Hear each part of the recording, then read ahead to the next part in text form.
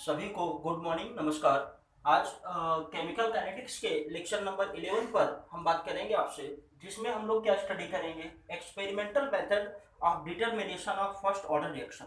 मतलब first order reaction को हम कैसे कैसे डिटरमाइन कर सकते हैं, उन सब बातों पर हमारी बात होगी। जनरली होता क्या है, हम देखते हैं चार तरीके से हम फर्स्ट ऑर्डर रिएक्शंस को ऑब्जर्व किया करते हैं, जिसमें सबसे पहला क्या होता है, कंसंट्रेशन चेंज के थ्रू।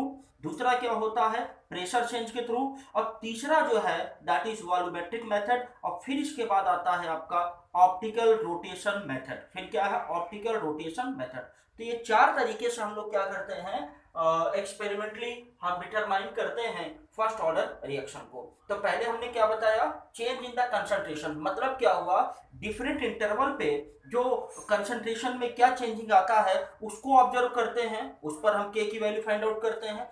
फिर इसके बाद क्या होता है, डिफरेंट डिफरेंट टाइम इंटरवल पे जो प्रेशर में कितना चेंजिंग आता है उस पर हम बात करते हैं। और फिर तीसरा जो है वॉल्यूमेट्रिक मेथड, जिस पर हम डिस्कशन स्टार्ट करेंगे। और फिर इसके बाद ऑप्टिकल रोटेशन मेथड, जो हम नेक्स्ट लेक्चर में पढ़ेंगे। तो हमने क्या बताया बेटा, इसको आप थोड़ा समझते चलें।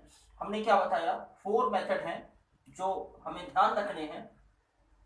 पहला कौन है, that is change in the concentration, concentration में चेंज। फिर इसके बाद दूसरा क्या होता है, that is change in the pressure. अगला क्या है, that is change in the pressure. फिर तीसरा जो होता है दैट इज वॉल्यूमेट्रिक मेथड। तीसरा क्या है, वॉल्यूमेट्रिक मेथड। और इसी में हम लोग क्या पढ़ेंगे, टाइट्रेशन पढ़ेंगे। यहां पर हम क्या पढ़ेंगे, टाइट्रेशन के बारे में पढ़ेंगे। और फिर अगला जो दिया है that is optical optical rotation method. फिर क्या है, ऑप्टिकल रोटेशन मेथड। तो ये चार तरीके से हम लोग क्या करते हैं, फर्स्ट ऑर्डर रिएक्शन को जनरली ऑब्जर्व किया करते हैं। आज जो हम लोग स्टार्ट करेंगे दैट इज वॉल्यूमेट्रिक मेथड या टाइट्रेशन मेथड। ठीक है, इसको नोट करें, फिर आगे चलते हैं। चलिए,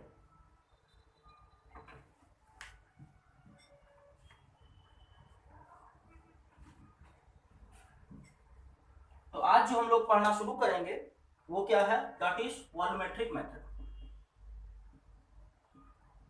वॉल्यूमेट्रिक मेथड। तो वॉल्यूमेट्रिक मेथड में एक तो हम क्या लेते हैं, एग्जाम्पल के तौर पे N2O5 का डिकम्पोजिशन कराते हैं।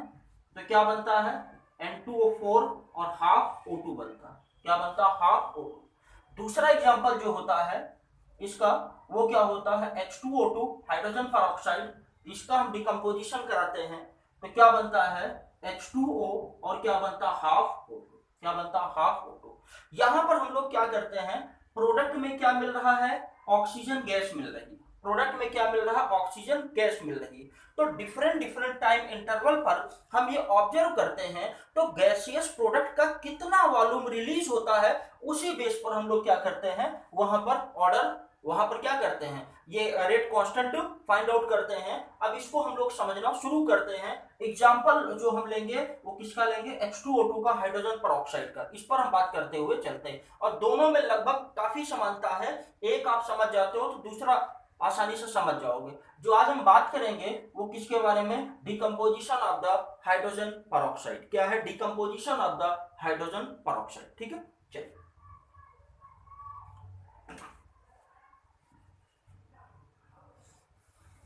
तो हम बात करना शुरू करते हैं। होता क्या है,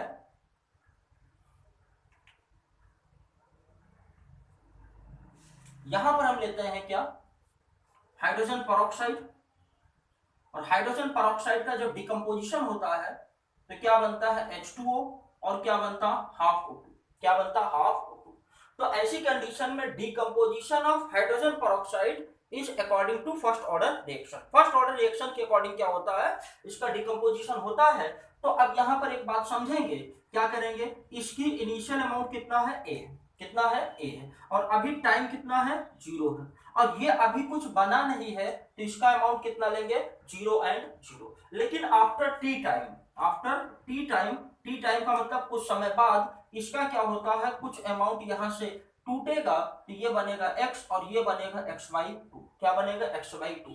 तो ये हमने 2 क्यों 1/2 क्यों लगाया? क्योंकि कोफिशिएंट जो आगे लगा है उसी को हम लोग लगाते हैं। तो होता क्या है, एक ऐसा टाइम आता है जिसको हम कह सकते हैं टी इनफाइनाइट, जिस पर क्या होता है, कंप्लीट हाइड्रोजन पेरोक्साइड जो है वो डिकम्पोज हो जाता है। कंप्लीट हाइड्रोजन पेरोक्साइड डिकम्पोज होकर क्या बनाता है? H2O, और क्या बनाता है? हाफ O2 बनाता है। तो यहाँ पर क्या हो जाएगा? A-A, ये हो जाएगा A, और यहाँ क्या लिखेंगे? A/2 लिखेंगे। क्या लिखेंगे बेटा? A/2 लिखेंगे। इस बात को आप समझें। तो यहाँ पर क्या देखते हैं, स्टार्टिंग में हमारे पास ना तो H2O था ना तो ऑक्सीजन था, लेकिन कुछ समय बाद हमको कितना यहाँ पर X मिलता है H2O, और ऑक्सीजन के कितना मिलता है? X/2 मिलता है। इसी तरह से वाटर क्या जब रिएक्शन कंप्लीट हो जाती है, आफ्टर कंप्लीटिंग द रिएक्शन हमको वाटर कितना मिलता है? A, और ये कितना मिलता है? A/2 मिलता है। कितना मिलता है? A/2।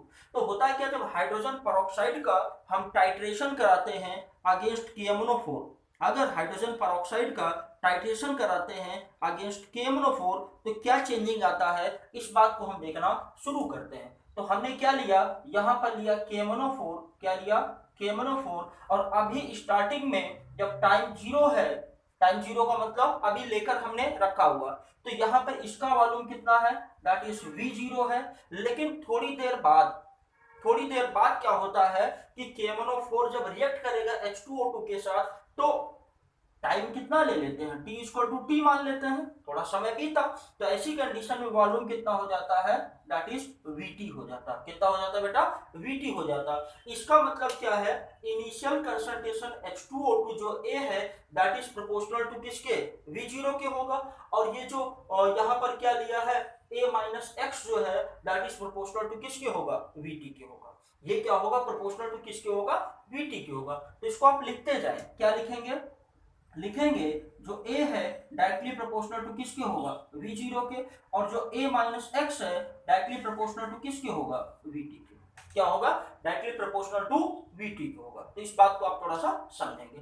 चलिए अब एक बात और करते हैं, क्या यहाँ पर फर्स्ट ऑर्डर रिएक्शन का हम फार्मूला थोड़ा सा रिमाइंड करेंगे। वो फर्स्ट ऑर्डर का फार्मूला क्या होता है? K=2.303 अपान T, ये हो जाएगा लॉग, यहाँ होता है A अपान A-X।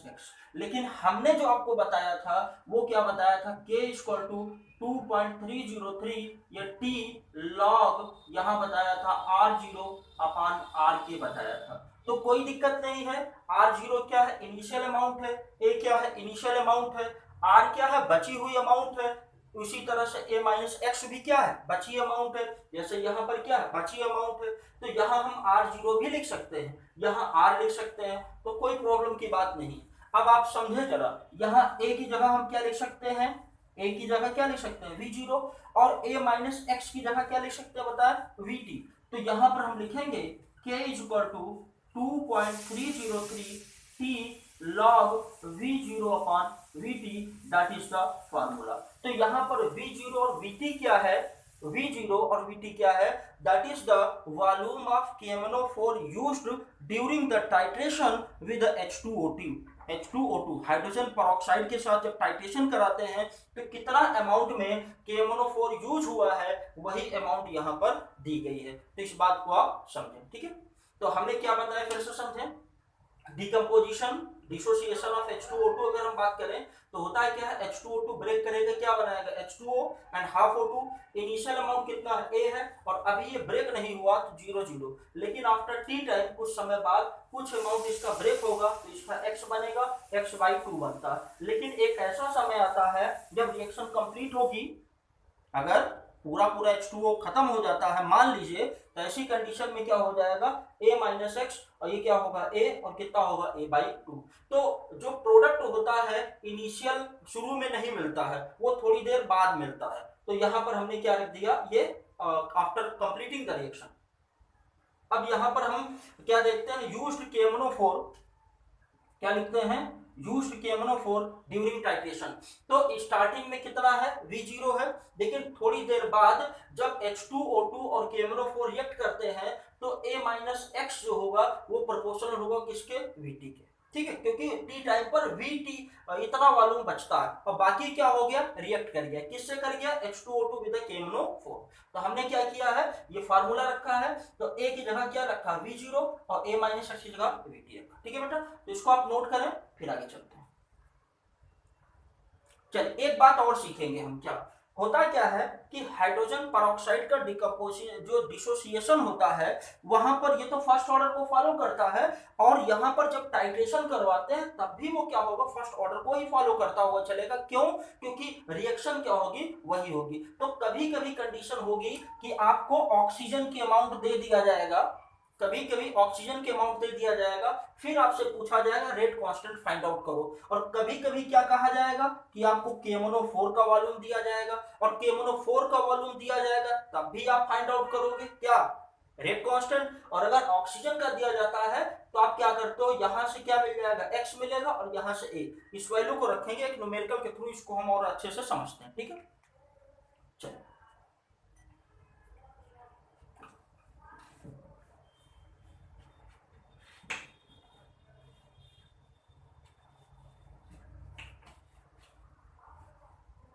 क्वेश्चन जो दिया गया है, जरा इस बात को हम समझना शुरू करते हैं।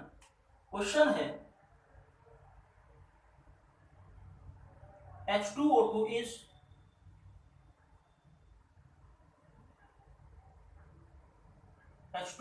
is titrated against KMnO4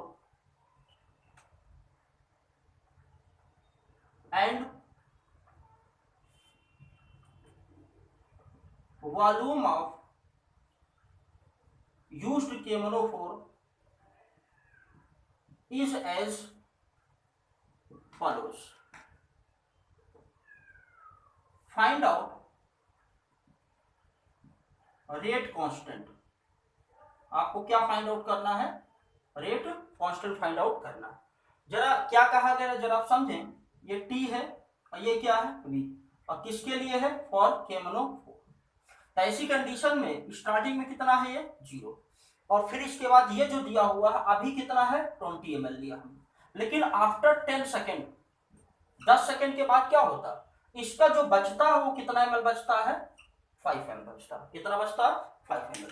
तो अभी आपको हमने क्या बताया कि t टाइम पर अगर t बराबर 0 है तो ये क्या कहलाएगा, दैट इज V0, और अगर t इक्वल टू कितना, 10 सेकेंड, 10 सेकेंड के बाद टाइम कितना, 10 सेकेंड, तो ये क्या हो जाएगा, दैट इज Vt, ये कितना हो जाएगा, Vt। तो अभी हमने फार्मूला क्या पढ़ा बताएं, K equal to 2.303 t log V0 upon Vt, और V0 Vt क्या है, that is the amount of KMnO4 used during the titration with the H2O2। चलिए वैल्यू रखते हुए चलते हैं, K इक्वल टू 2.303, T की वैल्यू जरा बताएं कितना, 10 सेकेंड, और ये हो जाएगा लॉग, इनिशियल अमाउंट कितना है 20 ml, और ये कितना हो जाएगा 5, कितना हो जाएगा 5। चलिए वैल्यू रखते हुए चलते हैं, इसको कैंसिल आउट करेंगे, 2.303 ये होगा 10 लॉग, कितनी बार जाएगा, 4 बार जाएगा, 4 पंचे 20, तो इसको लिख सकते हैं 2.303 ये होगा 10 लॉग 2 की पावर कितना, लॉग 2 की पावर 2।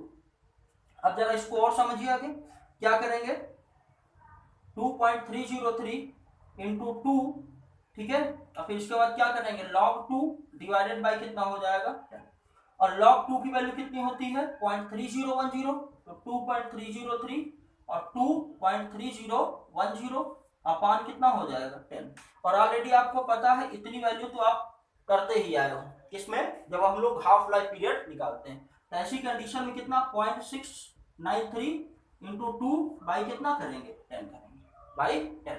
तो इसको सॉल्व करें, जब सॉल्व करेंगे तो कितना हो जाएगा, 3 दूनी 6 और 9 दूनी 18 और 6 दूनी 12 1 13, और ये कितना हो जाएगा पॉइंट, ये क्या हो जाएगा, दैट इज सेकंड इनवर्स, क्या हो जाएगा बेटा, सेकंड इनवर्स। ठीक है, तो हमने क्या किया जरा समझे, H2O2 titrated against KMnO4 and volume of used KnO4 is as follows. KnO4 का वॉल्यूम यूज किया गया कितना, जब T बराबर 0 होता है 20 ml हमारे पास KnO4 होता है, लेकिन आफ्टर 10 सेकेंड कितना बचता 5 ml। तो स्टार्टिंग में कितना V0, after 5 minute, after 10 minute कितना होता VT। हमने वैल्यू रखी बस निकाल दी। सॉल्व लिखें फिर आगे चलते। चलिए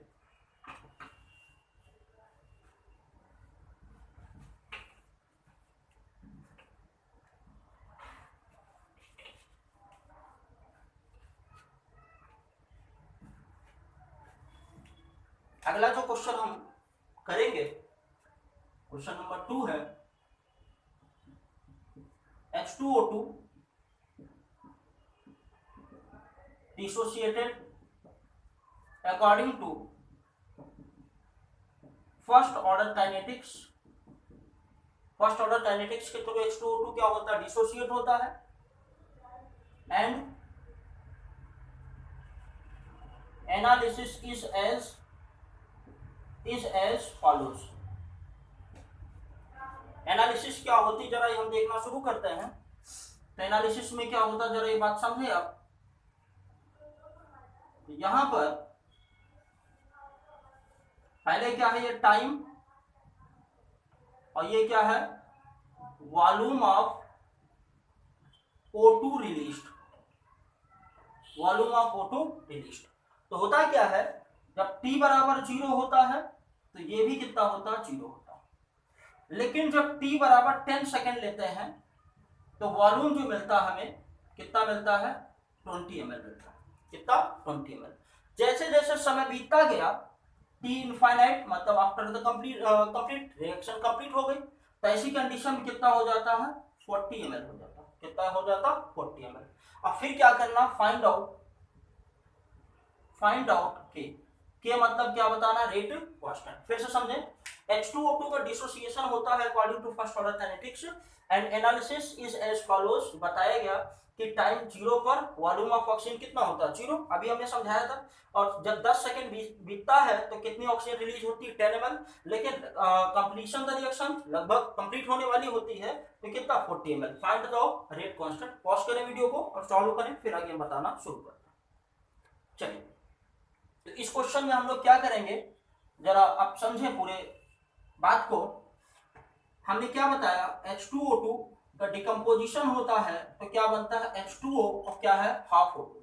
इनिशियल अमाउंट कितनी है A है। अब ये कितना 0, ये कितना 0, और यहाँ पर T इक्वल टू कितना लिया 0। और T बराबर अगर मान लेते हैं, T बराबर हम मान लेते हैं कितना कितना T टाइम पे, तो A माइनस एक्स कितना होगा x, ये कितना होगा x/2 होगा। कितना होगा x/2।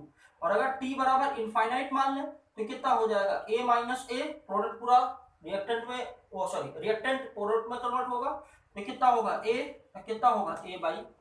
तो अब यहाँ पर समझे T बराबर ये जो टाइम दिया है कितना है, यहाँ पर यहाँ दिया 10 सेकंड। हमें ऑब्जर्वेशन किसका लेना है, केवल ऑक्सीजन का लेना। क्या लेना बेटा, केवल ऑक्सीजन की। क्यों, क्योंकि वॉल्यूम ऑफ ऑक्सीजन रिलीज केवल दर्शाया गया।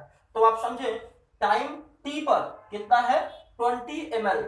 टाइम T बराबर 10 सेकंड में कितना होता है 20 ml। तो यहाँ पर आप कंपेयर कराएं जरा, x-2 आप कितना हो जाएगा 20 के, तो आप लिखें जरा x-2 इक्वल टू कितना हो जाएगा 20 ml। ठीक है, तो आप यहाँ पर क्या लिखेंगे, x इक्वल टू कितना होगा 20 इंटू 2 दैट इज 40 ml। कितना होगा 40 ml। और a minus x, a by two बराबर कितना होगा आफ्टर कंप्लीट द रिएक्शन कितना होता 40 ml। तो a बराबर लिखेंगे 40 into 2 that become the 80 ml। कितना होगा 80 ml होगा। तो हमको क्या मिल गया, a मिल गया और x मिल गया। और अब हमें फार्मूला पता है क्या, k बराबर 2.303 अपॉन T, ये हो जाएगा log A upon A minus that is the formula. ठीक है, अब आप क्या करें, वैल्यू रखें जरा। अगर हम वैल्यू रखें तो यहां पर क्या हो जाएगा 2.303 कितना होगा 10, ये log A की अमाउंट कितनी है दैट इज 80 और x की अमाउंट कितनी है बताएं 40। लेकिन यहाँ 80 माइनस 40 करेंगे, क्यों, क्योंकि a माइनस एक्स, a कितना है बताएं, a बराबर 80 और x कितना 40। तो ये जब आप सॉल्व करेंगे तो होगा 2.303 कितना 10, ये log 80 अपान कितना 40, तो कितना हो जाएगा, 2 से कैंसिल आउट हो जाएगा। तो ऐसी कंडीशन में इसको और सॉल्व करेंगे तो हो जाएगा कितना 2.303 अपान 10, ये log कितना 2। इसको जब सॉल्व करते हैं तब क्या होता है 0.693 अपान कितना 10 के, अपान कितना 10 के। इसको और आगे जाएंगे तो कितना हो जाएगा, इसको करेंगे 0.0693 और क्या लिख सकते हैं 6.93 इंटू 10 की पावर -2 और क्या होगा सेकेंड इनवर्स। फिर से बात को आप समझें, ठीक है। क्या कहा गया क्वेश्चन में, कहा गया H2O2 का जो डिसोसिएशन होता है according to first order kinetics और एनालिसिस में हमको क्या दिया जाता है, केवल ऑक्सीजन की अमाउंट दी जाती है, केवल ऑक्सीजन की अमाउंट दी जाती है। तो यहाँ पर हम ने क्या किया H2O2 लिया, H2O और क्या बना हाफ O2, तो इनिशियल अमाउंट कितना A है 0 0, फिर इसके बाद A माइनस एक्स बचता है, इसका x/2 a minus x a/2। अब हमें जो इक्वेशन पता है k equal to 2.303 upon t log a upon a minus x. अब देखें जरा t बराबर t है, इसका मतलब t बराबर 10 सेकंड पे, 10 सेकंड पे वॉल्यूम कितना मिलता है 20 ml। तो हम क्या लिखते हैं ऑक्सीजन का x/2 इक्वल टू कितना हो जाएगा 20 ml, तो x बराबर कितना हुआ 40 ml। अब फिर a/2 बराबर कितना हुआ 40 ml, तो a बराबर कितना 80 ml। अब आप क्या करते हैं ये वैल्यू को सॉल्व करते हैं तो ये आ जाएगा, ठीक है बेटा। इसको सॉल्व इसको करें फिर आगे चलते हैं। चलिए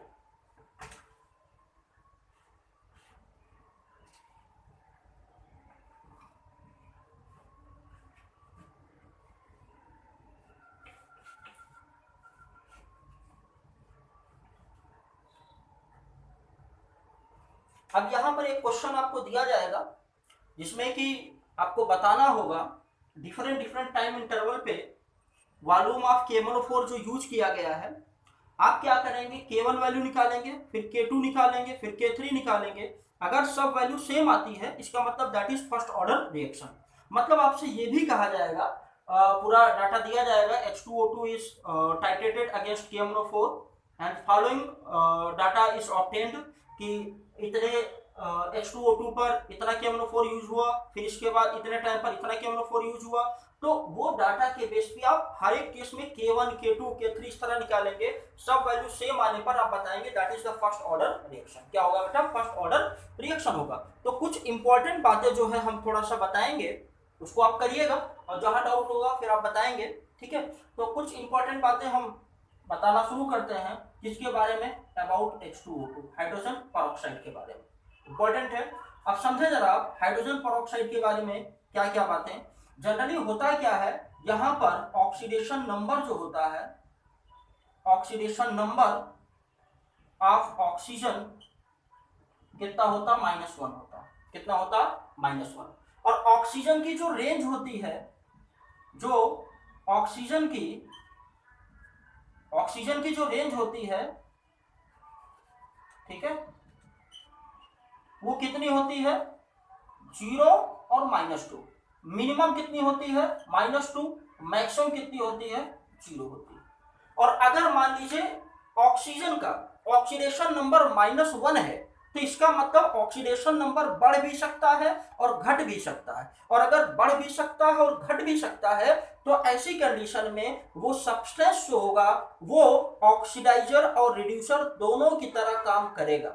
अगर किसी एलिमेंट का उस कंपाउंड में ऑक्सीडेशन नंबर इंटरमीडिएट स्टेज में है तो क्या होगा, इट कैन बी इंक्रीज और इट कैन बी डिक्रीज। और अगर इंक्रीज और डिक्रीज दोनों कंडीशन होती है then it will act as oxidiser as well as reducer.